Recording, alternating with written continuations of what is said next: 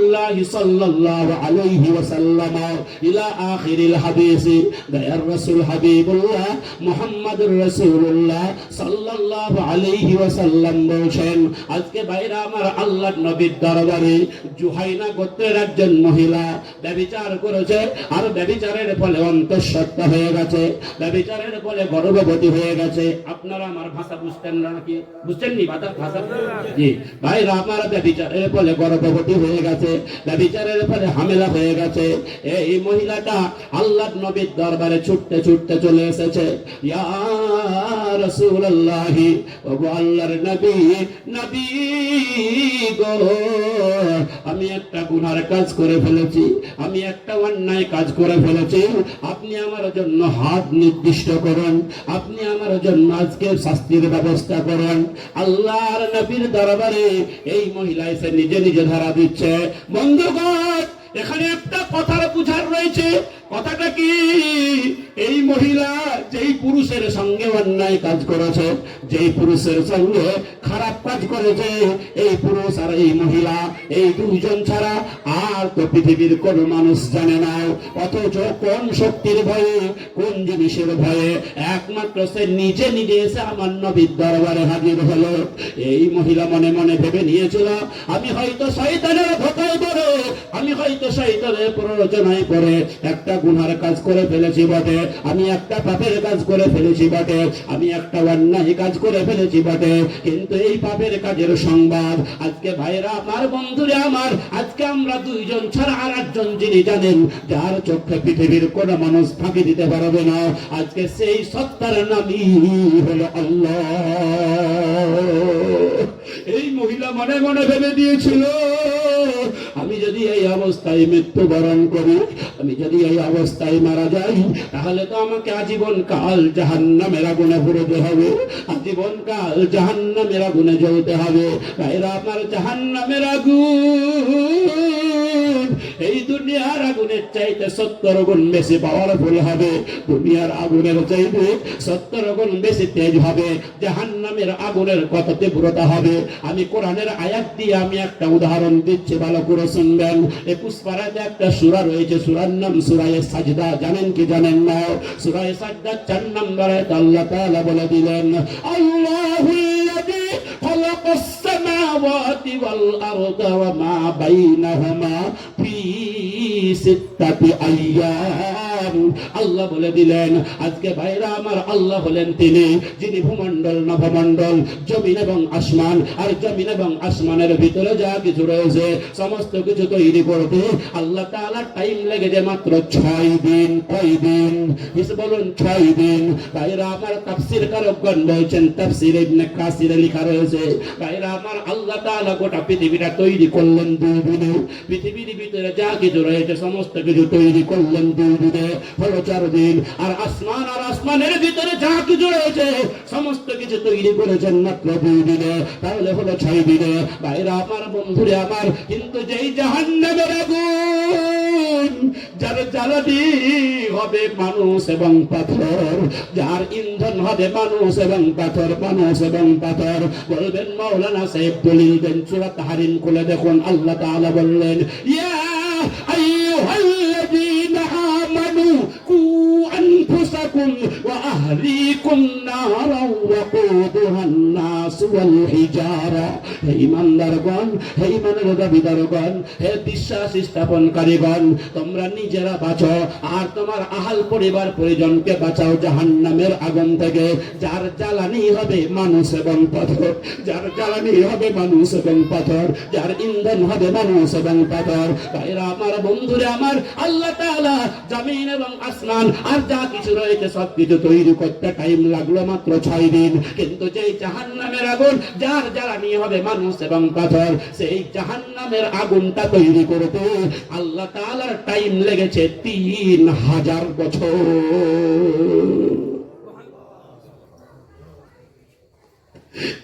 মুসলমান, তাহলে আজকে চিন্তা করুন, জাহান্নামের আজকে আগুনের কত তেজ হবে। জাহান্নামের আগুনের প্রখরতা কত হবে, জাহান্নামের আগুনের তীব্রতা কত হবে। এবার জাহান্নাম যে জায়গাটা, তার গভীরতা কত একটু আমি আপনাকে বোঝাতে চাই। দুনিয়ার যারা বৈজ্ঞানিক তারা বলছেন পৃথিবীর যে প্রথম আসমান, যার দূরত্ব হলো 500 বছরের রাস্তা, এই পৃথিবীর প্রথম আসমান থেকে যদি একটা ভারী পাথর, এই পাথরটাকে যদি দুনিয়াতে ছেড়ে দেওয়া হয়, এই পাথরটা টাইম লাগে, আসতে টাইম লাগে। কেউ বলছে 24 ঘন্টা, না না না, তার আগেই দুনিয়াতে চলে আসে।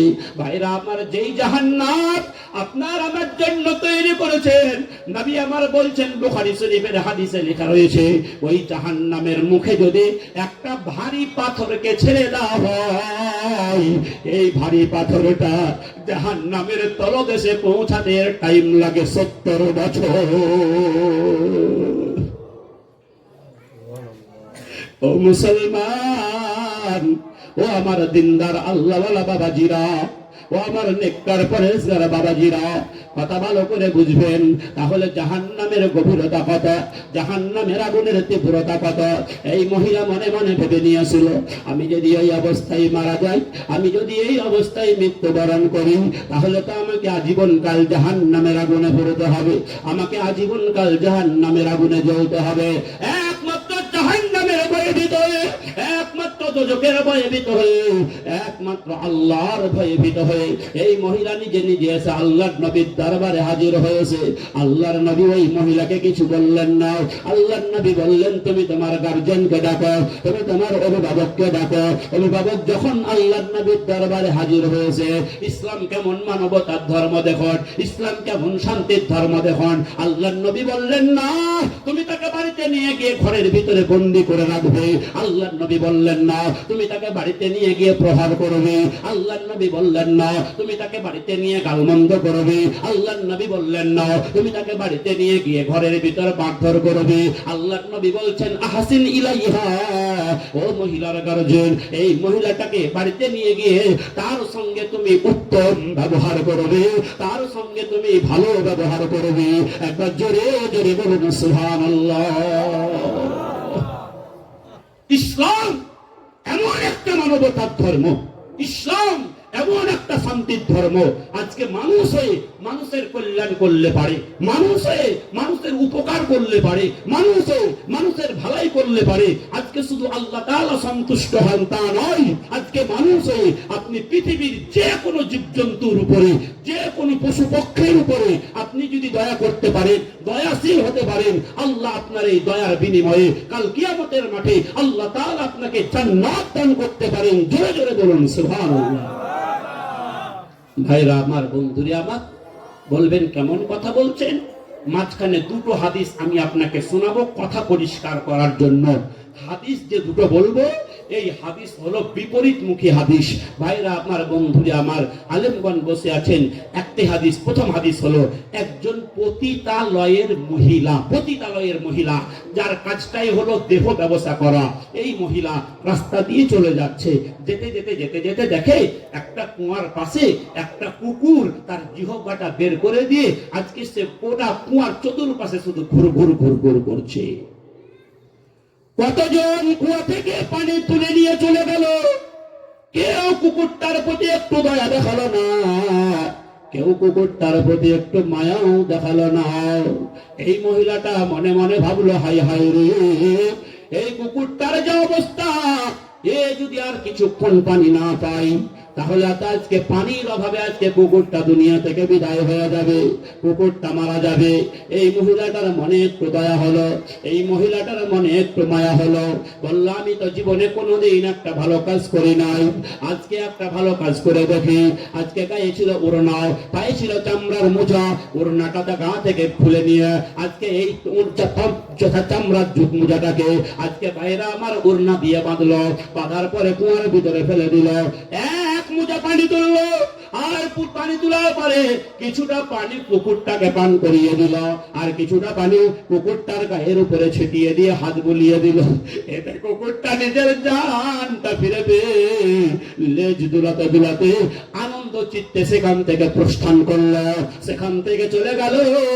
দয়ার রাসূল হাবিবুল্লাহ মুহাম্মাদুর রাসূলুল্লাহ সাল্লাল্লাহু আলাইহি ওয়াসাল্লাম বলে দিলেন, এই মহিলা, এই পতিতালয়ের মহিলাটা এই কুকুরটাকে পানি পান করিয়ে তার আজকে বাইরা আমার জীবন বাঁচিয়েছিল বলে, জীবন রক্ষা করেছিল বলে আল্লাহ তাআলা তার বিগত জিন্দেগির গুনাহ খাতাগুলো মাফ করে দিয়ে কাল কিয়ামতের মাঠে এই পতিতালয়ের মহিলাটা যাবে জান্নাতে। একবার জোরে জোরে বলুন সুবহানাল্লাহ। নারে তাকবীর, নারে তাকবীর। ভাইরা আমার, বন্ধুরে আমার, আল্লাহর নবী বলছেন, লা ইয়ারহামুল্লাহু মান লা ইয়ারহামুন নাস। যারা মানুষের প্রতি দয়া করেন না, আল্লাহ তাদের প্রতি দয়া করেন না। আল্লাহর নবী বললেন না যারা মুসলমানের প্রতি দয়া করে না, আল্লাহ তাদের প্রতি দয়া করেন না। আল্লাহর নবী বলছেন যারা মানুষের প্রতি দয়া করে না, আল্লাহ তাদের প্রতি দয়া করেন না। এবার মানুষ কাকে বলা হয়? যার দুটো হাত রয়েছে, যার দুটো পা রয়েছে, যার বাক শক্তি রয়েছে, যার কথা বলার ক্ষমতা রয়েছে, যার বিবেক বুদ্ধি রয়েছে, তাকেই মানুষ বলা হয়। চাই সে চামার হোক, ডোম হোক, ছুতর হোক, মেথর হোক, মুচি হোক, বাগদি হোক, হিন্দু হোক, মুসলমান হোক, পাহাড়ি হোক, বাঙালি হোক, যেই জাতির লোক হোক না কেন, যে জাতির লোক হোক না কেন, আজকে ভাইরা আমার, নবী আমার বললেন, লা ইয়ারহামুল্লাহু মান লা ইয়ারহামুন নাস। যারা মানুষের প্রতি দয়া করে না, আল্লাহ তাদের প্রতি দয়া করেন না। যারা মানুষের প্রতি রহম করে না, আল্লাহ তাদের প্রতি রহম করেন না। যারা মানুষকে ভালোবাসে, আল্লাহ তাদেরকে ভালোবাসেন। একবার বলুন সুবহানাল্লাহ। ভাইরা আমার, স্বামী বিবেকানন্দ বলে গেছেন, জীবে প্রেম করে যেইজন সেইজন সে বিছে ঈশ্বর। ভাইরা আমার, এই কথা আমার নবী 1400 বছর পূর্বে বলেছেন, ইরহামু মান ফিল আরজি ইয়ারহামুকুম মান ফিস সামাই। হে পৃথিবীর মানুষ, তোমরা যদি পৃথিবীর জীবজন্তুর উপরে, পশু পক্ষীর উপরে তথা মানব জাতির উপরে তোমরা যদি দয়া করতে পারো, তাহলে আসমান জমিনের যিনি মালিক, ভূমণ্ডল নভমণ্ডলের যিনি মালিক, নিহিরিকা পুঞ্জের যিনি মালিক, তারকারাজির যিনি মালিক, সেই মহান আল্লাহ পাক তাবারাকা তাআলা আরশে আজিম থেকে তোমাদের প্রতি দয়া করবেন। একবার জোরে জোরে বলুন সুবহানাল্লাহ। ভাই চলুন এবার বিপরীত মুখে একটি হাদিস বলি। এক মহিলার বাড়িতে ছিল একটা বিড়াল। বিড়াল যদি কারো বাড়িতে থাকে, কেউ ভালোবাসে, কেউ আবার ঝাঁটালিয়ে তার করে। ভাইরা আমার, যাই হোক, এক মহিলার বাড়িতে ছিল একটা বিড়াল। আর বিড়ালটা থাকার কারণে আজকে তার একটা কোনো ক্ষতি করে দিয়েছে, হয় মাছ টাছ খেয়ে নিয়েছে কিংবা দুধ টুধ কিছু খেয়ে নিয়েছে, ওর ক্ষতি করে নিয়েছে। ওর এত রাগ যে বিড়ালটাকে ধরে আজকে প্রহার করলো, মারধর করলো। আর মারধর করার পরে জিঞ্জিরি দিয়ে বেঁধে রেখে দিয়েছে। মহানবীর পরিভাষায় আজকে সে বিড়ালটাকে ছেড়েও দিল না, আর বিড়ালটাকে সে নিজে কিছু খেতেও দিল না। বিড়ালটাকে সে নিজে কিছু খেতেও দিল না, আর বিড়ালটাকে সে ছেড়েও দিল না। ভাইরা আমার, বন্ধুরে আমার, যদি সে বিড়ালটাকে ছেড়ে দিত, তাহলে হয়তো পৃথিবীর পোকামাকড় খেয়ে অন্তত পক্ষে বেঁচে থাকতে পারত। সে বিড়ালটাকে ছেড়েও দিল না, আর বিড়ালটাকে নিজে কিছু খেতেও দিল না। এই অবস্থায় 2-3 দিন পরে বিড়ালটা না খেয়ে মারা গেল। দয়ার রাসূল হাবিবুল্লাহ মুহাম্মদুর রাসূলুল্লাহ সাল্লাল্লাহু আলাইহি ওয়াসাল্লাম বলে দিলেন, এই মেয়েটা এই বিড়ালটাকে না খেয়ে মেরে ফেলার কারণে কাল কিয়ামতের মাঠে তাকে জাহান্নামে শাস্তি দেওয়া হবে। একবার বলুন নাউজুবিল্লাহ। ভাইরা আমার, বন্ধুরে আমার, চলুন আগের হাদিসের দিকে যাই। আল্লাহর নবী বললেন, আজকে তুমি তোমার মেয়েটাকে বাড়িতে নিয়ে গিয়া আজকে তার সঙ্গে তুমি ভালো ব্যবহার করবে। ভাইরা উজাত, আল্লাহর নবী বললেন, এবার যখন তার বাচ্চা প্রসব হয়ে যাবে, বাচ্চাটা যখন পৃথিবীতে চলে আসবে, সেই অবস্থায় আমার দরবারে হাজির করবে। আল্লাহর নবীর কথা অনুযায়ী ওই মহিলার বাচ্চা যখন প্রসব হয়ে গেল, বাচ্চা সহ আল্লাহর নবীর দরবারে হাজির করেছে। আল্লাহর নবী, মানবতার নবী, দয়ার নবী বললেন, না না না, তুমি আবার বাচ্চাটাকে নিয়ে বাড়িতে চলে যাও। বাড়িতে চলে যাওয়ার পরে তোমার 2 বছর পর্যন্ত বুকের দুধ পান করাও। বাচ্চার বয়স যখন 2 বছর হয়ে যাবে, বাচ্চা যখন দুনিয়ার খাবার খেতে শিখে নেবে, সেই অবস্থায় তুমি আমার দরবারে হাজির হবে। আল্লাহর নবীর কথা অনুযায়ী বাচ্চার বয়স যখন 2 বছর হয়ে গেছে, আল্লাহর নবীর দরবারে এবার হাজির হয়েছে। আল্লাহর নবী সাহাবাদের বললেন, রে আমার সাহাবারা রে,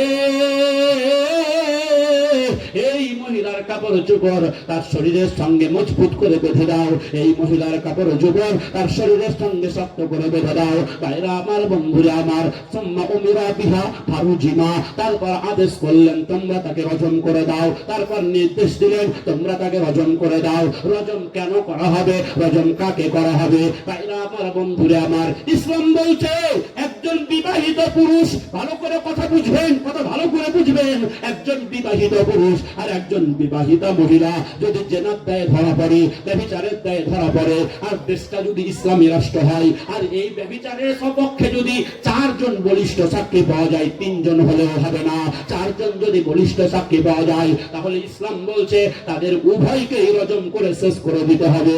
এবার কেন রজম করা হবে? দুনিয়ার উদাহরণ দিয়ে বুঝুন। আপনার বাড়িতে হাঁড়ি ভর্তি ভাত রয়েছে, আপনার বাড়িতে হাঁড়ি ভর্তি তরকারি রয়েছে, অথচ সেই হাঁড়ি ভর্তি তরকারি থাকার পরেও, হাঁড়ি ভর্তি ভাত থাকার পরেও আপনি অপরের হাঁড়িতে গিয়ে মুখ লাগান, অপরের হাঁড়িতে গিয়ে হাত দেন। ইসলাম বলছে তোমার মতো কুলাঙ্গারের এই পৃথিবীর মাটিতে বেঁচে থাকার কোনো অধিকার নাই। আপনার এলাকায় হয় কি হয় না? আমার এলাকায় স্বামী বাইরে আছে, বিদেশে 6 মাস 10 মাসের জন্য বাইরে আছে, 3টা 4টা ছেলের মা, আজকে বাইরা আমার অন্য পুরুষের সঙ্গে থেকে যাচ্ছে, পালিয়ে যাচ্ছে। বাইরা আমার, এগুলো অঘটন প্রায় জায়গাতেই হয়। বাইরা আমার, এগুলোকে গুনাহ মনে করে না, এগুলোকে পরকীয়া বলা হয়। পরকীয়া কত পাপ, আজকে সে গুনাহ মনে করে না। যাই হোক, এবার যে কথা বলছি, রজম কোন পদ্ধতিতে করা হবে আপনারা জানেন, অনেকেই শুনেছেন। রজম যাকে করা হবে কত খনন করার পরে আজকে তার দেহটাকে কোমর পর্যন্ত গেড়ে দিয়ে চতুর্দিক থেকে পাথর মেরে মেরে মেরে মেরে মেরে ফেলা, এটাকে রজম করা বলা হয়। আল্লাহর নবীর কথা অনুযায়ী ওই মহিলাকে গর্ত খনন করার পরে তার দেহটাকে কোমর পর্যন্ত গেড়ে দিয়ে সাহাবারা চতুর্দিক থেকে পাথর মেরে মেরে মেরে মেরে ওই মহিলাটাকে চিরদিনের মতো শেষ করে দিল। সুম্মা সাল্লা আলাইহা, অতঃপর ওই মহিলার জানাজার নামাজে স্বয়ং আল্লাহর নবী ইমামতি করে দিলেন। একবার জোরে জোরে বলুন সুবহানাল্লাহ।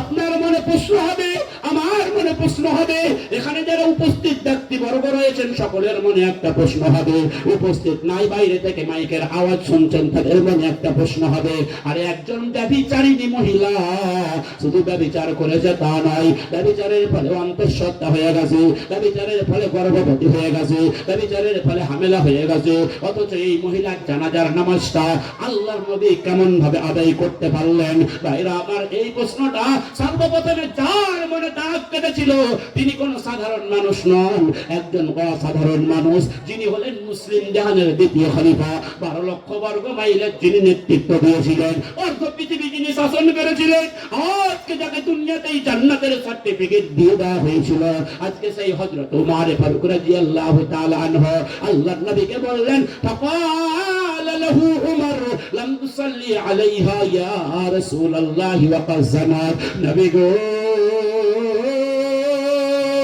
এই মহিলাটা তো জেনা করেছে, এই মহিলাটা তো ব্যভিচার করেছে, এই মহিলাটা তো আজকে পাপের কাজ করেছে, অথচ কেন আপনি এই মহিলার জানাজার নামাজে ইমামতি করে দিলেন? আপনি অথচ কেন এই মহিলার জানাজার নামাজটা আদায় করলেন? আল্লাহর নবী হযরত উমর ফারুককে বলেছিলেন, লাকাদ তাবাত তাওবাতান লাউ কুসিমাত বাইনা 70 মিন আহলিল মাদিনাতি লাওয়াসাতুহুম।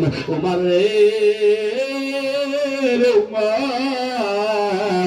এই মহিলাটা আল্লাহর কাছে এমন ভাবে তওবা করেছে, এই মহিলাটা আল্লাহর কাছে এমন ভাবে মাফ চেয়েছে, এই মহিলাটা আল্লাহর কাছে এমন ভাবে ক্ষমা চেয়েছে, তার এই তওবাটাকে যদি মদিনার 70 জন গুনাহগার বাসিন্দাদের মধ্যে বন্টন করে দেওয়া হয়, কাল কিয়ামতের মাঠে বাঁচার জন্য এটাই তাদের পক্ষে যথেষ্ট হয়ে যাবে। একবার জোরে জোরে বলুন সুবহানাল্লাহ। নারে তাকবীর, নারে তাকবীর। ভাইরা আমার, কি বুঝলেন? একজন ব্যভিচারিণী মহিলা শুধু ব্যভিচার করেছে তা নয়, ব্যভিচারের ফলে অন্তঃসত্ত্বা হয়ে, এই বাইরে কে গন্ডগোল করছে গো? বাইরে কে চিল্লাচ্ছে? ভাইরা আমার, বন্ধুরা আমার, যাই হোক, যে কথা বলতে চাইছিলাম, তাহলে একজন ব্যভিচারিণী মহিলা শুধু ব্যভিচার করেছে তা নয়, ব্যভিচারের ফলে অন্তঃসত্ত্বা হয়ে গেছে, ব্যভিচারের ফলে গর্ভবতী হয়ে গেছে, ব্যভিচারের ফলে হামেলা হয়ে গেছে। এই রকম মহিলার তওবা যদি আল্লাহর দরবারে কবুল হয়, আপনি আমি কতটা অন্যায় করেছি, কতটা গুনাহ করেছি, কতটা পাপ করেছি, যেই পাপের দরুন আমরা নিজেরাই ফয়সালা দিয়ে দিচ্ছি আমাদের পাপগুলো বুঝি মাপ হবে না। না না বন্ধু, আপনি আমি অন্ধকার রজনীতে আল্লাহর দরবারে কেঁদে কেঁদে সালাতুল ইস্তিগফারের 2 রাকাত নামাজ আদায় করে যদি আল্লাহর কাছে এখন ইষ্টভাবে যদি আপনি যদি প্রার্থনা করতে পারেন, আজকে তওবা করতে পারেন, অবশ্যই আল্লাহ তাআলা আপনার আমার জিন্দেগীর গুনাহ খাতাগুলোকে মাফ করে দেবেন। জোরে জোরে বলুন সুবহানাল্লাহ। ভাইরা আমার, বন্ধুরা আমার, চলুন এবার আরেকটা জিনিসকে পাওয়ার জন্য, এটা 1 নাম্বার হলো। দ্বিতীয় আরেকটা জিনিস, টাইম মনে হয় আমি পাবো না গো, 9টা পর্যন্ত, তো 8:21 বেজে গেছে। ভাইরা আমার, চলুন এবার আরেকটা জিনিসকে পাওয়ার জন্য তার পিছনে আমাদের ছুটতে বলা হলো। আল্লাহ তাআলা বলছেন কি, ওয়া জান্নাতিন, জান্নাতকে পাওয়ার জন্য তার পিছনে আমাদের দৌড়াতে বলা হলো। জান্নাতকে পাওয়ার জন্য তার পিছনে আমাদের ছুটতে বলা হলো। এবার জান্নাত কোন জায়গাটার নাম খুব ভালো করে শুনবেন। আপনার 60 বছর, 70 বছর, 80 বছরের জিন্দেগি, এই জিন্দেগিটা যখন শেষ হয়ে যাবে, ভাইরা আবার মসজিদের মাইকে যখন আপনার নামের এলান করা হবে, আব্দুস সাত্তার সকাল 3টার সময় আজকে দুনিয়া থেকে বিদায় হয়ে গেছে, মসজিদের পালকিখানা যখন আপনার বাড়ির দরজায় হাজির করা হবে, ভাইরা আমার, পুরুষ হলে 3 খানা কাপড়, মহিলা হলে 5 খানা কাপড়, এই কাপড়টা শেষ সম্বল মনে করে পরিয়ে দিয়ে আপনাকে যে একটা ঘরে নিয়ে যাওয়া হবে, যেই ঘরের নাই কোনো দরজা, যেই ঘরের নাই কোনো জানালা, যেই ঘরটার কথা আমরা দুনিয়াতে স্মরণ করি না, যেই ঘরটা আমাদের দুনিয়াতে বারবার আমাদেরকে ডেকে ডেকে 70 বার করে বলছে, আনা বাইতুল গুরাবাতি, আমি হলাম গরিবের ঘর, আমি হলাম গরিবের ঘর, আমি হলাম গরিবের ঘর, আমি একজন এমন একজন গরিবের ঘর, আমার ডান দিকের দেওয়ালটা হলো মাটির, বাম দিকের দেওয়ালটাও হলো মাটির, তুমি যে বিছানায় শয়ন করেছো এই বিছানাটাও হলো মাটির। আজকে তুমি দুনিয়াতে যতই কোটিপতি হও না কেন, যত লাখপতি হও না কেন, যত করোড়পতি হও না কেন, আজকে তোমাকে সেই মাটির ঘরেই থাকতে হবে। তোমার জন্য পালঙ্কের ব্যবস্থা করা হবে না, তোমার জন্য সোফার ব্যবস্থা করা হবে না, তোমার জন্য মহমলের ব্যবস্থা করা হবে না। আজকে এই জায়গায় একটা যে আরামদায়ক স্থানের দরকার, একটা যে সুখময় স্থানের দরকার, এই সুখময় স্থানটার নামই হলো জান্নাত। ভাইরা আমার, বন্ধুরা আমার, এবার আমি আপনাকে বলবো, আপনার জমিতে যদি আলুতে ধসা লেগে যায়, তাহলে কোন বিষটা দিলে পারে আলুর ধসা মরে যাবে, এটা আপনাদের ভালোভাবে জানা আছে। আপনার জমিতে যদি ধানে পোকা লেগে যায়, কোন বিষটা দিলে পারে ধানের পোকা মরে যাবে, এটা আপনার ভালোভাবে জানা আছে। আপনার জমিতে যদি আগাছা হয়, কোন বিষটা দিলে পারে আজকে জমির আগাছা মরে যাবে, এটা ভালোভাবে জানা আছে। কিন্তু আমি দাবি করছি, আমি হলাম আল্লাহর বান্দা, আমাদের সৃষ্টিকর্তা আল্লাহ, আমাদের নবী হলেন মুহাম্মদুর রাসূলুল্লাহ, আমাদের ধর্মের নাম হলো ইসলাম, আমরা হলাম জাতিতে মুসলমান, আমাদের ধর্মে গ্রন্থের নাম আল কোরআন। এত কিছু দাবি করার পরেও আমাদের 90% মুসলমান আমরা জানি না আল্লাহ তাআলা কোন আমলগুলো করলে পারে, কোন ভালো কাজগুলো করলে পারে আল্লাহ তাআলা আমাদেরকে জান্নাত দান করবেন, আল্লাহ তাআলা আমাদেরকে বেহেশত দান করবেন। যদিও জানি আমরা সেগুলো মানতে রাজি নই। ভাইরা আমার, চলুন বুখারী মুসলিম থেকে একটি হাদিস বলবো। হাদিস বর্ণনাকারী সাহাবী হলো আহলে সুফফার একজন হিত দরিদ্র সাহাবী, সর্বাধিক হাদিস বর্ণনাকারী সাহাবী। এই সাহাবীটা এত গরীব, এত গরীব, ক্ষুধার যন্ত্রণায় কাতর হয়ে মদিনার গলিতে আজকে পড়ে রয়েছে, মদিনার মসজিদে নববীর যাওয়ার রাস্তায় পড়ে রয়েছে। সাহাবাগণ মনে করে এর মনে হয় মির্গি রোগ হয়েছে, কিন্তু না, ক্ষুধার যন্ত্রণায় আজকে পড়ে রয়েছে। কতজন সাহাবী তাকে পা মারিয়ে মারিয়ে চলে যাচ্ছে। ভাইরা আমার, বন্ধুরে আমার, এত হিত দরিদ্র সাহাবী, আজকে তার নাম হলো হযরত আবু হুরায়রা রাদিয়াল্লাহু তাআলা আনহু। জানেন কি জানেন না? ভাইরা আমার, সর্বাধিক হাদিস বর্ণনাকারী সাহাবী। এই সাহাবী হাদিস বর্ণনা করেছে 5374টি। আজকে তার বর্ণনাকৃত হাদিসের মধ্যে থেকে একটি হাদিস, আন আবি হুরায়রা রাদিয়াল্লাহু তাআলা আনহু قال أتى ربي النبي صلى الله عليه وسلم فقال دلني على عمل إذا عملته دخلت الجنة قال أن تعبد الله ولا تشركوا به شيئا وتقيم الصلاة المكتوبة وتؤدي الزكاة المفروضة وتصوم رمضان إلى آخر الحديث الرسول حبيب الله محمد رسول الله صلى الله عليه وسلم দরবারে একটা গ্রাম্য লোক, একটা দেহাতি লোক, একটা গ্রামের মানুষ আল্লাহর নবীর কাছে এসে বলছে, ইয়া রাসূলুল্লাহ, ওগো আল্লাহর নবী, নবী গো, আপনি আমাকে এমন কতগুলো আমলের কথা বলে দিন, এমন কতগুলো কাজের কথা বলে দিন, যে আমলগুলো করলে পারে আমরা সহজেই জান্নাতে চলে যেতে পারি, আমরা সহজেই বেহেশতে চলে যেতে পারি, আমি সহজেই স্বর্গে চলে যেতে পারি। আল্লাহর নবী চারটা আমলের কথা বললেন। এখানে যারা বসে আছেন, আজকের এই হাদিসটা যদি আপনি বয়ে নিয়ে যান, এর প্রতি যদি আমল করতে পারেন, নবীর কথা অনুযায়ী, কাল কিয়ামতের মাঠে আল্লাহ তাআলা আপনাকে জান্নাত দান করবেন। বলুন সুবহানাল্লাহ। ভাইরা আমার, বন্ধুরা আমার, ভাইরা আমার, আল্লাহর নবীকে বলছেন, ইয়া রাসূলুল্লাহ, আল্লাহর নবী বললেন তোমাকে চারটা কাজ করতে হবে। এক নম্বরে কি? আনতা আবুদুল্লাহ ওয়ালা তুশরিকু বিহি শাইআ। এক আল্লাহর ইবাদত করবে, এক আল্লাহর ইবাদত করতে গিয়ে অন্য কারো কাছে তোমরা মাথা নত করবে না। কোন পীর বাবার দরবারে গিয়ে সিজদা দেবে না, কোন জিন্দা পীরের পায়ে তুমি সিজদা দেবে না, আজকে কোন কবরে গিয়ে সিজদা দেবে না, কোন মাজারে গিয়ে সিজদা দেবে না, আজকে কোন কবরে গিয়ে চাদর চড়াবে না, কোন কবরে গিয়ে মোমবাতি জ্বালাবে না, কোন কবরে গিয়ে আগরবাতি জ্বালাবে না। তোমার সন্তান হয় না বলে ন্যাংটা বাবার দরবারে, খাজা বাবার দরবারে, দাদা বাবার দরবারে, পীর বাবার দরবারে, ভণ্ড বাবার দরবারে আজকে তার কাছে গিয়ে তুমি সন্তান কামনা করবে না। খাজা বাবা একটা সন্তান দেবে বাবা, এইরকম ভাবে তার কাছে তুমি সন্তান কামনা করবে না। সন্তান দেওয়ার মালিক হলো একমাত্র মহান আল্লাহ।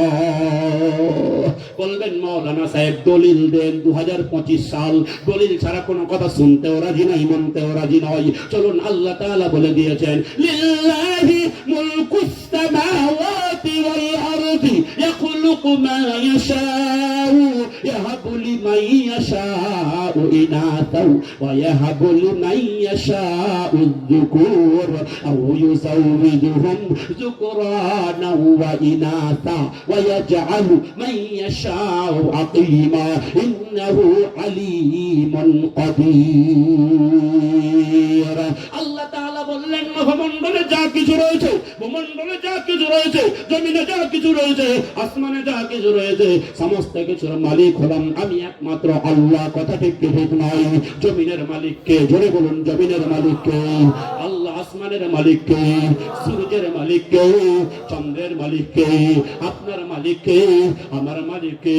আল্লাহ তাআলাকে আমরা একটা কথা বলি, ইন্না সালাতি ওয়া নুসুকি ওয়া মাহইয়ায়া ওয়া মামাতি লিল্লাহি রাব্বিল আলামিন।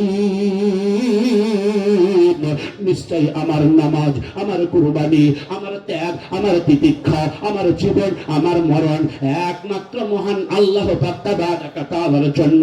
একবার জোরে জোরে বলুন সুবহানাল্লাহ। আল্লাহ বললেন, ইয়াখলুকু মা ইয়াশা, আমি আল্লাহ যা ইচ্ছা আমি তাই সৃজন করতে পারি। আমি আল্লাহ যাকে ইচ্ছা আমি কন্যা সন্তান দান করতে পারি। আপনারা সমাজ ঘুরলে দেখতে পাবেন কারো বাড়িতে পরপর 6-7টা মেয়ে, একটাও ছেলে নয়। ছেলের জন্য লালায়িত, আল্লাহর কাছে কেঁদে কেঁদে প্রার্থনা করে, মাবুদ মাওলা, তুমি আমাকে 6-7টা মেয়ে দিয়েছো, একটাও ছেলে দাও নাই। আল্লাহ তুমি আমাকে একটা ছেলে দাও, ছেলে দাও, ছেলে দাও। আল্লাহ যদি আমাকে একটা বৃদ্ধ বয়সে ছেলে দাও, যেমন ভাবে ইব্রাহিম নবীকে তুমি বৃদ্ধ বয়সে ছেলে দিয়েছিলে, আজকে সেই ছেলেটা আমার সাহারা হবে, আমার মাধ্যম হবে। তুমি আমাকে একটা ছেলে দাও, ছেলে দাও। আল্লাহ বলছেন, বান্দারে আমার হিসাব বড়ই পাকা, তোর শুধু মেয়ে হবে, ছেলে হবে না। আল্লাহ বলে দিলেন, বান্দা আজকে আমি যাকে ইচ্ছা আমি পুত্র সন্তান দান করে থাকি। আপনারা সমাজ ঘুরলে দেখতে পাবেন কারো বাড়িতে শুধু 6-7টা বেটা, একটাও বেটি নাই, একটাও মেয়ে নাই, একটাও ঝি নাই। আজকে ঝিয়ের জন্য লালায়িত, মেয়ের জন্য লালায়িত। আল্লাহর কাছে একদিন কেঁদে কেঁদে মেয়ের কথা মনে পড়ে, কেঁদে কেঁদে কান্না করেছে আর দোয়া করেছে, মাবুদ মাওলা তুমি আমার 6টা 7টা আজকে ছেলে দিয়েছে, একটাও মেয়ে দাওনি, একটা তুমি আমাকে মেয়ে দাও, মেয়ে দাও, মেয়ে দাও। ওগো আল্লাহ, আজকে আমি মেয়ের জন্য লালায়িত, কারণ আমার ছেলেগুলোর বিয়ে হয়ে গেলে পারে তো ছেলেরা তো আর বাপকে বাপ বলে না, মাকে আর মা বলে না। আজকে ছেলেরা বাপের বিয়ে হয়ে যাওয়ার পরে বাপকে বলে বুড়া, আর মাকে বলে বুড়ি, আর শ্বশুরকে বলে আব্বা জান, আর শাশুড়িকে বলে আম্মা জান। বাড়িতে পোলাও বিরিয়ানি রান্না করে, কাবাব রান্না হয়, কত কিছু রান্না হয়। বড় আফসোস, বড় বেদনা, বড় দুঃখ, আজকে শ্বশুর শাশুড়ি দাওয়াত পেলেও আব্বা আম্মা দাওয়াত পাই না। শ্বশুর আছে, শাশুড়ি আছে, আর জামাই শ্বশুরের পাতে তুলে দেয়, শাশুড়ির পাতে তুলে দেয়। আজকে ভাইরা আমার, শ্বশুর বলে থাক বাবা আর দিতে হবে না, আজকে শাশুড়ি বলে থাক বাবা আর দিতে হবে না, আর দিতে হবে না। জামাই তখন বলে আব্বা জান, আম্মা জান, আরো খান, আরো খান, আরো খান। এইদিকে জনম দুঃখিনী মা নিজের চিরাচলটা চোখের উপরে ফেলে ফেলে এই দৃশ্য দেখে কেঁদে কেঁদে বলে, যখন তোমার কেউ ছিল না, ছিলাম শুধু আমি, আজ তোমারই সব হয়েছে, পর হয়েছি আমি। যখন তোমার সালা ছিল না, সালি ছিল না, যখন তোমার শ্বশুর ছিল না, শাশুড়ি ছিল না, যখন তোমার শালি ছিল না, ভাইরা ছিল না, আমি জনম দুঃখিনী মা তোমার জন্য যথেষ্ট ছিলাম বেটা। আজকে তুমি সব কিছু পেয়ে গেছো, আজকে আমার তোমার জন্মদাত্রী মাকে ভুলে গেছো। বর্তমান জামানার যুবকদের অবস্থা কেমন জানে? শ্বশুরের দেওয়া একটা সাইকেল পেয়েছে, শ্বশুরের দেওয়া সাইকেল, মানে এখন তো আর মোটর সাইকেল ছাড়া চলে না, বাইসাইকেল আগের কথা বলছি। তো শ্বশুরের দেওয়া সাইকেলে যদি বইয়ের ভাইটা অর্থাৎ শালাটা যদি চাপে, তখন বলে ভাই তুই কত ভারী রে ভাই রে, প্যাডেল করতে পারছি না ভাই রে, তুই চালারে ভাই রে, তুই চালারে ভাই রে, নাম রে ভাই রে, তুই কত ভারী রে ভাই রে। আর ওই একটা সাইকেল, ওই সাইকেলে যদি বইয়ের বোনটা অর্থাৎ শালিটা যদি চেপে যায়, তখন ওর দেমাগ দেখে কি, ওর পাওয়ার দেখে কি, ও এত জোরে জোরে প্যাডেল করে মনে হয় সাইকেলের চেন ছিঁড়ে ফেলে দিবে। ভাইরা আমার, বন্ধুরা আমার, এই হলো বর্তমান জামানার যুবকদের অবস্থা। যাই হোক, আল্লাহর কাছে কেঁদে কেঁদে প্রার্থনা করেছেন, মাবুদ মাওলা তুমি আমাকে একটা মেয়ে দাও, মেয়ে দাও। আজকে মেয়েটা বিয়ের পরে লাগবে না, অন্তত আব্বা আব্বা আব্বা কতবার আব্বা বলে ডাকবে। ভাইরা আমার, বন্ধুরা আমার, আল্লাহ বলছেন না না বান্দা, আমার হিসাব বড়ই পাকা, তুই যতবার চা না কেন আজকে তোর ঘরে শুধু ছেলেই হবে, মেয়ে হবে না। এবার আল্লাহ বলছেন এমন এক শক্তির নাম আল্লাহ, এমন এক ক্ষমতার নাম আল্লাহ,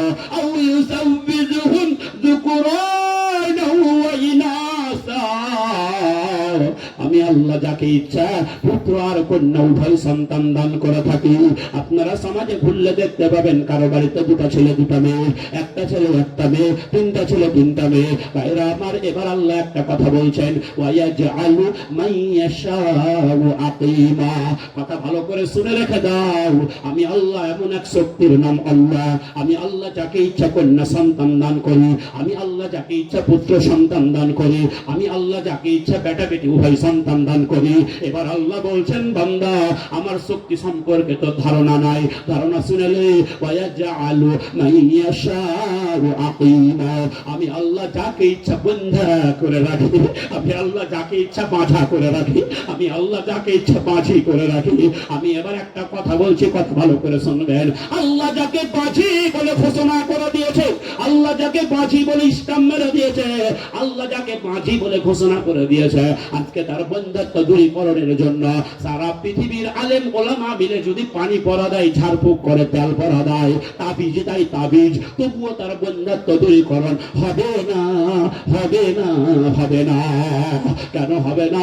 আল্লাহ বলছেন ইন্নাল্লাহ আলা কুল্লি শাইইন কাদির, নিশ্চয় আমি আল্লাহ হলাম সবার উপরে আমি ক্ষমতাবান, সব কিছুর উপরে আমি ক্ষমতাবান। ভাইরা আমার, এবার আমি আপনাকে দুনিয়ার জাগতিক হিসাবের কথা একটু বলছি।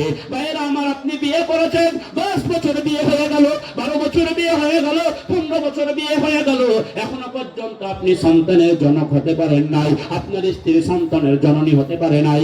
একদিন হঠাৎ করে, আমি নমুনা বলছি পরে মিলিয়ে নেবেন, আজকে গায়ে বড় একটা জুব্বা, মাথায় একটা সবুজ রঙের পাগড়ি, হাতে একটা বাঁকা লাঠি, হাতে একটা মোটা দানার তসবি, বড় মুখে মুখে বড় বড় দাড়ি, আপনার বাড়ির দরজায় ইল্লাল্লাহ ইল্লাল্লাহ বলে ঢুকে পড়ল। ঢুকে পড়ার পরে আপনার স্ত্রীর কাছে গিয়ে বলছে, রে আমার ভাবি, রে আমার বোন, আজকে তোর মনে কত দুঃখ, তোর মনে কত বেদনা, তোর মনে কত যন্ত্রণা। আজকে তোর স্বামী আজকে বাইরে রয়েছে, বিদেশে রয়েছে, তোর বিয়ে হয়ে গেল 20 বছর 15 বছর বিয়ে হয়ে গেল, এখনো পর্যন্ত তুই সন্তানের মা হতে পারলি না, এখনো মা ডাক শুনতে পেলি না। আমি তোকে একটা কথা বলছি, ভালো করে শুনে রেখে দে। আজকে তোর যখন স্বামী বাইরে থেকে বিদেশ থেকে বাড়ি আসবে, তোর স্বামীকে সঙ্গে করে আমাদের পশ্চিম বাংলার মাটিতে বীরভূম জেলাতে একটা জায়গা রয়েছে, নাম শুনে থাকবেন, ওই জায়গাটার নাম পাথর চাপড়ি। জানেন কি জানেন না? নাম শুনে থাকবেন পাথর চাপড়ি। বলে পাথর চাপড়িতে যাবি, দাতা বাবের নামে একটা গরু মানত করবি, ছাগল মানত করবি, না হলে মুরগি মানত করবি, আর দেশি মুরগি না পেলে কয়েকটা পোল্ট্রি মুরগি মারবি। এরা আমার মানত করার পরে আজকে তার কাছে গিয়ে তুই সন্তান চাইবি, দেখবি তোর সন্তান চলে এসেছে। একবার জোরে জোরে বলুন নাউজুবিল্লাহ। কি করবো গো? আলোচনা করবো না ছেড়ে দেবো? একটু বাড়াইবো? আচ্ছা ঠিক আছে। এবার একটা কথা বলছে, আঘাত লাগবে, আঘাত লাগবে, কিন্তু বাস্তব কথা। কেউ যদি তার স্ত্রীর কথা অনুযায়ী চলে, কেউ যদি তার বিবির কথা অনুযায়ী চলে, তার মতো বোকা লোক পৃথিবীর মাটিতে আর কেউ নাই। বলবেন মাওলানা সাহেব এত বড় কথা বললে, আপনার বুকের পাটাটা তো কমলায়। আপনার বাড়ি পশ্চিম বাংলার কলকাতা মুর্শিদাবাদ জেলা, কালকে বাড়ি যেতে পারবেন তো? ভাইরা আমার বলবেন, আমরা তো আমাদের বইয়ের কথা ছাড়া এক মাও চলতে পারি না। বলে আগে যা ছিল ছিল, আমার বিয়ে হওয়ার আগে পর্যন্ত আমি যে পয়সা ইনকাম করেছি, ওই ইনকামকৃত পয়সা আমার বাপের হাতে দিয়েছি, আমার মায়ের হাতে দিয়েছি, আবার কিছু টাকা থেকেছে দিতে গেছি, তো মা বলছে না তুই পকেট খরচ হিসাবে তুই রেখে দে। কিন্তু যেমনি বিয়ে হয়ে গেল, বিয়ে হওয়ার পরে আমার স্ত্রী বাড়িতে যখন আসলো, ওই শ্বশুরের বেটিটা যখন বাড়িতে আসলো, শ্বশুরের বেটি আসার পরে এখন আমার স্ত্রী হলো আমার বাড়ির ম্যানেজার, আমার স্ত্রী হলো আমার বাড়ির খাদ্যমন্ত্রী, আমার স্ত্রী হলো আমার বাড়ির অর্থমন্ত্রী। আমি যা কিছু পয়সা এখন ইনকাম করছি, সব পয়সা এখন বাপের হাতেও দিতে পারি না, মায়ের হাতেও দিতে পারি না, এখন ওই অর্থমন্ত্রীর ভান্ডারে জমা দিয়ে দিলাম। আবার যদি জমা না দিতে পকেট চেক করে দেখবে টাকা আছে কিনা। ভাইরা আমার যাই হোক, সবগুলো আজকে জমা দিয়ে দিলাম। দিয়ে দেওয়ার পরে সন্ধ্যাবেলায় আমার গোসল টোসল করে একটু মোড়ের মাথায় যাব, আজকে বাইরে আমার বাবু বাজার যাব। আজকে যাওয়ার সময় আজকে বাইরে আমার পকেটে দেখি একটা টাকা নাই, স্ত্রীর কাছে ভিখারির মতো ভিক্ষা চাইছি, 10টা টাকা দিয়ে চা খেতে যাব। কথা ঠিক কি ঠিক না? কথা ঠিক কি ঠিক নয়? ঠিক মানে একটা উদাহরণ দিচ্ছি, ভালো করে শুনবে। এক রাজার দরবারে একটা জেলের ছেলে মস্ত বড় একটা মাছ নিয়ে রাজ দরবারে হাজির হয়ে গেছে। রাজা মশাই মাছটা দেখে তার এত পছন্দ হয়েছে, মাছটা তিনি উচ্চ মূল্যে কিনে নিলেন। মনে করেন 1000 টাকার মাছ, তো উনি 4000 টাকায় কিনে নিলেন। মাছ কিনা শেষ হয়ে গেল, রাজার যে স্ত্রী রানী বলছে, রাজা মশাই আপনার মতো বোকা লোক আমি একটাও দেখিনি। বলে কেন রে, কি হয়েছে? বলে সামান্য একটা মাছ, যেই মাছটার দাম 1000 টাকা হবে না, আপনাকে ভগিয়ে ভাগিয়ে আপনার স্ত্রী আজকে জেলের ছেলেটা 4000 টাকা নিয়ে চলে গেল। তো ভাইরা আমার, আপনার মতো বোকা লোক আমি একটাও দেখিনি। রাজা বলছে তাহলে কি করতে হবে বল? এক কাজ করেন, ছেলেটাকে ডাকেন, ডাকার করে জিজ্ঞেস করেন এই মাছটা মুজাক্কার না মুয়ান্নাস, এই মাছটা পুরুষ মাছ আছে না মহিলা মাছ আছে। ছেলেটা যদি বলে এটা পুরুষ মাছ আছে, আপনি বলবেন আমার মহিলা মাছের দরকার ছিল। যদি বলে এটা মহিলা মাছ আছে, আপনি বলবেন আমার পুরুষ মাছের দরকার ছিল। এই বাহানাতে আপনি তাকে মাছটা ফেরত দিয়ে দেন। কথা তো খুব ভালো। আজকে ছেলেটাকে ডাকলেই বাবা শুন শুন শুন, বলে কি হয়েছে? আচ্ছা বলো তো বাবা, এই মাছটা মুজাক্কার না মুয়ান্নাস, এই মাছটা পুরুষ আছে না মহিলা আছে? ছেলেটা রাজার চালাকি বুঝতে পেরে নিয়েছে, সঙ্গে সঙ্গে বলছে রাজা মশাই এই মাছটা না মুজাক্কার আছে না মুয়ান্নাস আছে, এই মাছটা না পুরুষ আছে না মহিলা আছে, এই মাছটা হিজড়া মাছ আছে। রাজা বলছে আরে বাপরে বাপ, মানুষের ভিতরে 3 শ্রেণীর হয়, এটা আমি শুনেছি। হয় পুরুষ হবে, আর নাই মহিলা হবে, আর তৃতীয় নপুংসক হিজড়া হবে। কিন্তু এই মাছের ভিতরে হিজড়া মাছ, এ তো আমি জীবনেও শুনিনি, আমার বাপের কালেও শুনিনি, আমার 14 গোষ্ঠীতে আজ পর্যন্ত কেউ শুনিনি যে হিজড়া মাছ বলে কোনো মাছ আছে। আর যদি সত্যি এই মাছটা হিজড়া মাছ হয়ে থাকে, তাহলে তো আমার কপাল খুলে গেছে যে হিজড়া মাছটা আমার দরবারে এসেছে। তো রাজা খুশি হয়ে তাকে আরো 4000 টাকা দিয়ে নিয়েছে। 8,000 টাকা পেয়ে ছেলেটা এবার বাড়ির দিকে যাচ্ছে, যেতে যেতে হঠাৎ করে একটা টাকা কোনো রকম ভাবে মাটিতে পড়ে গেছে। যেমনি পড়ে গেছে তো ওই টাকাটাকে আগে হুড়মুড় করে তুলতে গেছে। রাজার যে স্ত্রী রানী বলছে, রাজা মশাই আপনি ছেলেটার ভিতরে কতটা লোভ একটু লক্ষ্য করেছেন? বলে কেন রে, কি হয়েছে? বলে আপনি তাকে 8,000 টাকা দিলেন, 8,000 টাকার ভিতরে সামান্য একটা টাকা পড়ে গেছে। এই এত ছোট লোকের বাচ্চা যে ওই টাকাটাকে আগে হুড়মুড় করে তুলতে গেছে, এই লোভের কারণে আপনি ওর কাছ থেকে সব টাকা কেড়ে নিলেন। রাজা বলছে, আচ্ছা বাপু, তোকে আমি 8,000 টাকা দিলাম, ওই একটা টাকা পড়েছিল তো পড়ে থাকতে দিতিস, ওটাকে আবার কিসের জন্য তুলতে গেলি? বলে রাজা মশাই আপনি আমার বেয়াদবি মাফ করবেন, যেই টাকাটা পড়েছিল ওই টাকাটাতে আমার গাড়িও হবে না, বাড়িও হবে না, কিন্তু আমি খুব গভীর মনোযোগ সহকারে দেখলাম যে টাকাটা পড়ে আছে ওই টাকাটাতে আপনার ছবি ছাপা রয়েছে, আর ছবির নিচে আপনার নাম খোদাই করে লেখা রয়েছে। এটা দেখলাম, এই অবস্থায় এই টাকাটা যদি ফেলে রেখে দিয়ে চলে যাই তাহলে কতজন ইচ্ছাকৃত হোক অনিচ্ছাকৃত হোক আপনার পায়ে আজকে এই টাকার উপরে পা মারিয়ে চলে যাবে, জুতা পাই দিয়ে চলে যাবে, এতে আপনার নামের অসম্মান হবে। আমি আপনার রাজ্যের একজন প্রজা হয়ে আপনার নামের অসম্মান হোক, আপনার এই ছবির অসম্মান হোক, এটা তো আমি হতে দিতে পারি না। তাই সঙ্গে সঙ্গে ওই টাকাটা আগে তুলতে গেছি। রাজা বলছে, তোর মতো রাজা ভক্ত প্রজা তুই ছাড়া আমার দেশে আর কেউ নাই। তো রাজা খুশি হয়ে আরো 4,000 টাকা দিয়ে দিয়েছে। 12,000 টাকা পেয়ে ছেলেটা এবার বগল বাজাতে বাজাতে বাড়ি চলে গেল। রাজা মশাই একটা কথা কাগজে লিখে ঘোষককে দিয়ে ঘোষণা করলেন। যে কথাটা লিখলেন সে কথাটা কত গুরুত্বপূর্ণ দেখুন, সে কথাটার প্রতি লিখে খেয়াল রাখুন। রাজা লিখলেন, কেউ যেন তার স্ত্রীর কথা অনুযায়ী না চলে, কেউ যেন তার বিবির কথা অনুযায়ী না চলে, যদি চলে তাহলে তার 1 টাকার জায়গায় আরো 3 টাকা বাঁচ যাবে। ভাইরা আমার, আমি আপনাকে ঘুরিয়ে ফিরিয়ে এত কথা বললাম কিসের কারণে জানেন? একটাই কারণ, আপনি নিজেকে যতই আল্লাহ ওয়ালা দিনদার মুত্তাকি পরেজগার ইমানদার মনে করুন, আর আপনি যদি বউ পাগলা স্বামী হয়ে থাকেন, বউ পাগলা স্বামী মানে বউয়ের কথাই উঠেন আর বউয়ের কথাই বসেন, বউ যদি বস আপনি বসে যান, বউ যদি বলে আপনি উঠে যান, বউয়ের কথাই যদি উঠা বসা করেন, বউ পাগলা স্বামী হয়ে থাকেন, আপনার স্ত্রীর কানে ওই যে ভণ্ড পীর বাবা এসে আপনার স্ত্রীকে বলেছে পাথর চাপড়িতে গেলে সন্তান পাবি, ন্যাংটা বাবার মাজারে গেলে সন্তান পাবি, আপনার স্ত্রী যেন তেন প্রকারে ওই পাথর চাপড়ি পর্যন্ত নিয়ে যাবে। যদি যান তাহলে কি হবে? আমি বলছি না, আল্লাহর নবী বলছেন। দয়ার রাসূল হাবিবুল্লাহ মুহাম্মদুর রাসূলুল্লাহ সাল্লাল্লাহু আলাইহি ওয়াসাল্লাম বলছেন, দুটো জিনিসকে কম্পালসারি করে দেয়, দুটো জিনিসকে অপরিহার্য করে দেয়, দুটো জিনিসকে ওয়াজিব করে দেয়। সাহাবারা বলেছিল, মাল মুজিবাতা ইয়া রাসূলুল্লাহি, ও আল্লাহর নবী গো, কোন দুটো জিনিসকে কম্পালসারি করে দেয়, কোন দুটো জিনিসকে অপরিহার্য করে যায়? আল্লাহর নবী বললেন, মাম্মাতা লা ইউশরিক বিল্লাহি শাইআন ফাদাখালাল জান্নাতা, যারা আল্লাহর সঙ্গে শরীক স্থাপন না করে মৃত্যুবরণ করলো, আল্লাহর সঙ্গে শিরিক না করে যারা মারা গেল, আল্লাহ তাআলা তাদের জন্য জান্নাতটাকে ওয়াজিব করে দিলেন, আল্লাহ তাআলা তাদের জন্য জান্নাতটা কনফার্ম করে দিয়েছেন, আল্লাহ তাআলা তাদের জন্য জান্নাতটা অবধারিত করে দিয়েছেন, আল্লাহ তাআলা তাদের জন্য জান্নাতটা রিজার্ভ করে দিয়েছেন। একবার জোরে জোরে বলুন সুবহানাল্লাহ। ওয়া মাতা ইউশরিক বিহি শাইআন ফাদাখালান নারা, যারা আল্লাহর সঙ্গে শরীক স্থাপন করে মৃত্যুবরণ করলো রে, যারা আল্লাহর সঙ্গে শিরিক করে যারা মারা গেল, আল্লাহর নবী বলছেন তাদের জন্য জাহান্নাম কনফার্ম হয়ে গেল, তাদের জন্য জাহান্নাম রিজার্ভ হয়ে গেল, তাদের জন্য জাহান্নাম কতভাবে আউট হয়ে গেল। আল্লাহ তাআলা এইরকম কথা সূরা মাইদার এক জায়গায় বললেন, ইন্নাহু মান ইউশরিক বিল্লাহি ফাকাদ হারামাল্লাহু আলাইহিল জান্নাতা ওয়া মাআওয়াহুন নার ওয়া মা লিয-যালিমিনা মিন আনসার। আল্লাহ বলছেন, যারা এক আল্লাহর ইবাদত করতে গিয়ে অন্য কারো কাছে মাথা নত করে আল্লাহকে ডাকলো, নামাজও পড়লো, দুর্গা পূজায় চাঁদা দিল, নামাজও পড়লো, কালী পূজার সেক্রেটারি হলো, নামাজও পড়লো, গণেশ পূজার আজকে বাইরা বা সভাপতি হলো, নামাজও পড়লো, আজকে পীরের মাজারে গিয়ে সিজদাও দিল, এইরকম যারা কাজ করবে আল্লাহ তাআলা বলছেন তাদের জন্য জান্নাতটা হারাম হয়ে গেছে, হারাম হয়ে গেছে। ওয়া মাওয়াহুন নার, তাদের আবাসস্থল হলো জাহান্নাম।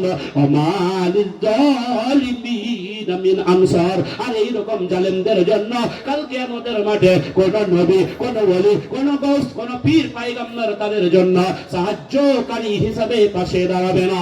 আমি বাকি গুণের বলে করার কথা বলতে পারলাম না ভাইরা আমার, পরে যদি আল্লাহ কোনোদিন সুযোগ দেয় আলোচনা করব। চলুন আমি 5 মিনিট একটা বক্তব্য করব, খুব মন দিয়ে শুনবেন। আল্লাহর নবী বলছেন সালাতাতুল লা ইস্তাজাবু লা শাক্কা বিহিন্না আল ওয়ালিদু আল মুসাফিরু ওয়াল মাজলুমু। দার রাসূল হাবিবুল্লাহ মুহাম্মদুর রাসূলুল্লাহ সাল্লাল্লাহু আলাইহি ওয়াসাল্লাম বলছেন এমন 3 শ্রেণীর মানুষ সমাজের ভিতরে বসবাস করে, তারা যেই মুহূর্তে যেই দোয়া করবে সেই দোয়াটাই আল্লাহর দরবারে সঙ্গে সঙ্গে কবুল হয়ে যাবে। আলেমগণ বসে আছেন, জিজ্ঞাসা করে দেখে নেবেন। তিরমিজি শরীফের হাদিস, আল্লাহর নবী তাকিদ দিয়ে বলছেন লা শাক্কা বিহিন্না, এই কথার ভিতরে কোনো প্রকারের সন্দেহ থাকতে পারে না, এই কথার মধ্যে কোন রকমের সন্দেহ থাকতে পারে না। ভাইরা আমার, যেমন ভাবে আল্লাহ তাআলা পবিত্র কালামুল্লাহ শরীফের প্রথমেই বলেছেন যে আলিকাল কিতাবু লা রাইবা ফীহি, ওই সেই কিতাব যেই কিতাবের ভিতরে কোন রকমের সন্দেহ তো দূরে থাকো, সন্দেহের অবকাশ পর্যন্ত নাই। একবার জোরে জোরে বলুন সুবহানাল্লাহ। ভাইরা আমার, বন্ধুরে আমার, তার ভিতরে 1 নম্বরে হলো আল ওয়ালিদু, বাপ মা। ছেলে মেয়েদের জন্য যেই দোয়া করবে গো, বাপ মায়ের দোয়ার ভিতরে আল্লাহ তাআলা এত পাওয়ার দিয়েছেন, বাপ মায়ের দোয়ার ভিতরে আল্লাহ তাআলা এত ক্ষমতা দিয়েছেন, বাপ মায়ের দোয়ার ভিতরে আল্লাহ তাআলা এত শক্তি দিয়েছেন। বাপ মা ছেলে মেয়েদের জন্য নেক দোয়াই করুক আর বদ দোয়াই করুক, ভালো দোয়া করুক আর মন্দ দোয়া করুক, যেই দোয়াই করুক না কেন, বাপ মায়ের দোয়াটা আল্লাহর দরবারে সঙ্গে সঙ্গে কবুল হয়ে যাবে। বন্ধুগণ, আমি আমার এলাকার মুর্শিদাবাদ জেলার একটা কথা বলছি, মায়ের দোয়া আল্লাহর দরবারে কেমন ভাবে কবুল হয়েছে একেবারে বাস্তব কথা আমি আপনাকে শোনাচ্ছি। আমার যেখানে বাড়ি, আমার বাড়ি থেকে 14-15 কিলোমিটার দূরে লালগোলা বলে একটা বাজার রয়েছে, নাম মনে থাকবে হয়তো, অনেকেই জানেন লালগোলা। লালগোলা বাজারে একটা লোক দর্জির কাজ করতো, সেলাইয়ের কাজ করতো। দোকানখানা বন্ধ করে দিয়ে দুপুর বেলায় বাড়িতে গেল। বাড়িতে যাওয়ার পরে দেখে তার স্ত্রীর সঙ্গে তার মায়ের ঝগড়া লেগে গেছে। কিসের কারণে ঝগড়া লাগলো? বৃদ্ধা মাতা, বুড়ি মা আজকে খাবার চেয়েছিল, খাবার দিতে দেরি হয়েছে, আজকে শাস্ত্রী বয়ে ঝগড়া লেগে গেছে। এইদিকে চুলার উপরে হাঁড়ি চাপিয়েছে, হাঁড়ির ভিতরে চাউল দিয়েছে, আর চাউল দিয়ে আজকে ভাতগুলো টকবক টকবক টকবক করে ফুটছে, আর 2-10 মিনিট হলে পরে ভাতটা নেমে যাবে। এইরকম চরম মুহূর্তে ছেলে যখন দেখলো মা খাওয়ার জন্য ঝগড়া বাঁধিয়েছে, ছেলের কোনো কথা বাজ বিচার না করে রান্নাঘরে গেল, একটা চামচ নিয়ে আসলো। এই চামচটা নিয়ে আসার পরে উত্তপ্ত গরম হাঁড়ির ভিতরে ভরে দিয়েছে। 1 চামচ ভাত তুলেছে, ভাত তোলার পরে এক হাতে মায়ের গালটা ফাঁক করে চামচ সহ গরম ভাতটা মায়ের মুখে ঠেলে ধরেছে। ও মুসলমান, আমার দিনদার আল্লাহ বলা বাবাজিরা, মানুষের হৃদয়টা কত কঠিন হলে পারে, মানুষের অন্তরটা কত পাষাণ হলে পারে, নিজের জন্মদাত্রী মায়ের সঙ্গে এইরকম অন্যায় আচরণ করতে পারে, এইরকম দুর্ব্যবহার করতে পারে। ছেলেটা চামচ খানা বের করার সময় বলে, মা তোমার ভাত খাওয়ার খুব ইচ্ছা হয়েছে, আমি তোমাকে জন্মের মতো ভাত খাইয়ে দিলাম। আজকে একে তো মুখের ভিতরে গরম ভাত, আবার ছেলের মুখ থেকে গরম গরম কথা, দুটো কথা এক জায়গায় হয়ে গিয়ে মা তাড়াতাড়ি করে মুখের গরম ভাতটা ফেলে দিয়ে চোখ দিয়ে শুধু টস টস করে ঝরঝর করে অশ্রু বিগলিত হয়।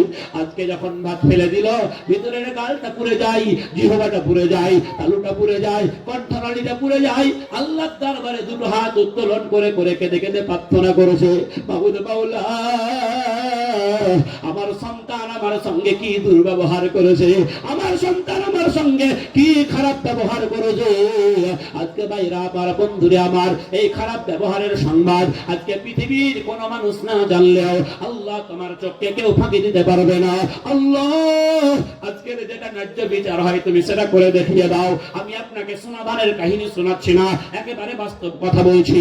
মায়ের দোয়া আল্লাহ দরবারে সঙ্গে সঙ্গে এমন ভাবে কবুল হয়ে গেল, আল্লাহ তাআলা তার ছেলের বাম, আজকে ভাইরা আমার, যেই হাতটা দিয়ে মায়ের মুখে টেনে ধরেছিল, আজকে ওই হাতটাকে এমন ভাবে প্যারালাইসিস করে দিল, এমন ভাবে অচল করে দিল, এমন ভাবে আজকে ভাইরা আমার নষ্ট করে দিল।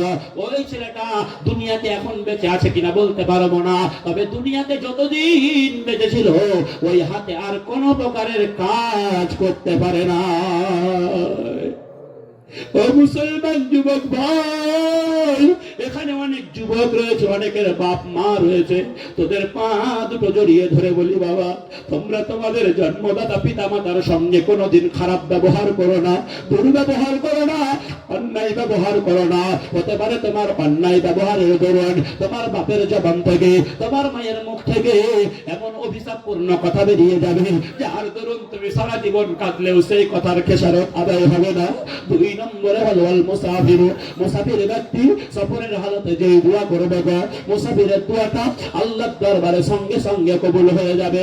আপনারা আমাকে দেখেছেন, অনেক জায়গায় দেখেছেন, বাবুবাজার ইসলামিয়া মাদ্রাসায়, আপনারা হুসাইনিয়া মাদ্রাসায় দেখেছেন, আমার বাম হাতটা 2 বছর বয়সে পোলিও রোগে আক্রান্ত হয়ে চিরদিনের মতো বিকলাঙ্গ হয়ে যায়। আমার হাতটা যখন অচল হয়ে গেল, 1.5 বছর পুনে 2 বছর যখন বয়স, মা যখন বড় ডাক্তারের মাধ্যমে জানলো তোমার হাতটা চিরদিনের মতো বিকলাঙ্গ হয়ে গেছে, আমার মা প্রত্যেক দিন ফরজ নামাজের পরে 2টো হাত উত্তোলন করে করে কেঁদে কেঁদে প্রার্থনা করে দাও, বাবুদ মাওলা আমার 5টা ছেলের ভিতরে ছোট ছেলেটার একটা হাত তুমি ছিনিয়ে নিয়েছ, বাকি 4টা ছেলের 2টো হাত সবল রয়েছে, 2টা পা ঠিক রয়েছে, দেহ স্বাস্থ্য, শরীর স্বাস্থ্য সব ভালো রয়েছে। এই ছেলেটা বড় হলে ইনকামের ব্যবস্থা হবে কেমন করে, রুটি রোজগারের ব্যবস্থা হবে কেমন করে, ছেলেটা আর আজকে দুনিয়াতে চলাফেরা করবে কেমন করে। ওগো আল্লাহ,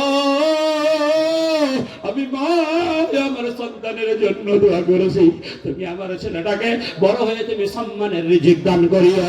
আমি আজকে বুঝছি আমার মা আমার জন্য ছোটবেলায় কেঁদে কেঁদে আজকে দোয়া করেছিল বলে বাবা, আমার মতো এক হাতের প্রতিবন্ধী অসহায় মানুষ, বেশি ইলম কালাম না থাকলেও আল্লাহ তাআলা 2টা কথা বলার যোগ্যতা দিয়েছেন বলে, কথা বলার শক্তি দিয়েছেন বলে, আমার মতো এক হাতের প্রতিবন্ধী লোকটা পশ্চিম বাংলা সহ আসাম, ত্রিপুরা, মেঘালয়, বিহার বিভিন্ন রাজ্যে জলসা জুলুসে বক্তৃতা করে, বলুন আলহামদুলিল্লাহ।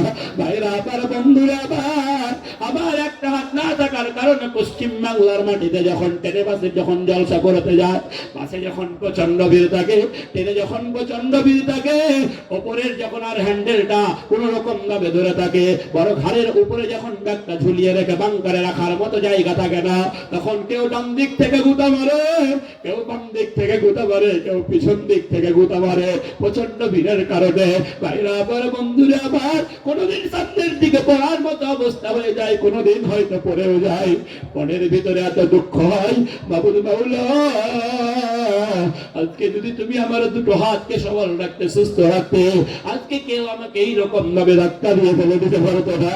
তাই তো আল্লাহ তাআলা পবিত্র কালামুল্লাহ শরীফে বলেছেন, লাইন শাকারতুম লাযীদান্নাকুম ওয়া লাইন কাফারতুম ইন্না আযাবি লাশাদীদ। বান্দারে, আমি তোমাদেরকে যে নিয়ামতগুলো দান করেছি, এই নিয়ামত পাওয়ার পরে যদি তোমরা শুকরিয়া আদায় করতে পারো, কৃতজ্ঞতা প্রকাশ করতে পারো, মানুষের মাথা থেকে পা পর্যন্ত আল্লাহ তাআলা যত নিয়ামত দিয়েছেন সবই দামি নিয়ামত, একটাও বেদামি নাই, সবই মূল্যবান নিয়ামত, একটাও মূল্যহীন নাই। আল্লাহ তাআলা আপনাকে এই হাতের মাধ্যমে, আল্লাহ তাআলা আপনার এই যোগ্যতার মাধ্যমে, বিবেক বুদ্ধির মাধ্যমে আপনি যে পয়সা ইনকাম করেছেন, এটা আল্লাহ তাআলার দেওয়া নিয়ামত। ভাইরা আমার, বন্ধুরা আমার, এই নিয়ামত পাওয়ার পরে আপনি যদি শুকরিয়া আদায় করতে পারেন, আমি যদি শুকরিয়া আদায় করতে পারি, কৃতজ্ঞতা প্রকাশ করতে পারি, আল্লাহ বলছেন আমি তোমাদের নিয়ামতকে বাড়িয়ে দেব, বাড়িয়ে দেব, বাড়িয়ে দেব। একবার জোরে জোরে বলুন সুবহানাল্লাহ, আর একটু জোরে বলুন সুবহানাল্লাহ। ওয়ালাইন কাফারতুম ইন্না আযাবি লাশাদীদ। আর তোমরা নিয়ামত পাওয়ার পরে যদি না শুকরিয়া করো, একদিন কিন্তু তোমাদের কঠিন আযাবের সম্মুখীন হতে হবে। তাই বলছিলাম ভাই, এই মসজিদের দোতলার কাজ চলছে, দোতলার ছাদ ঢালাই হবে। ভাইরা আমার, আমি আপনাদের কাছে এমন একটা জায়গার কথা বলছি, যেই জায়গায়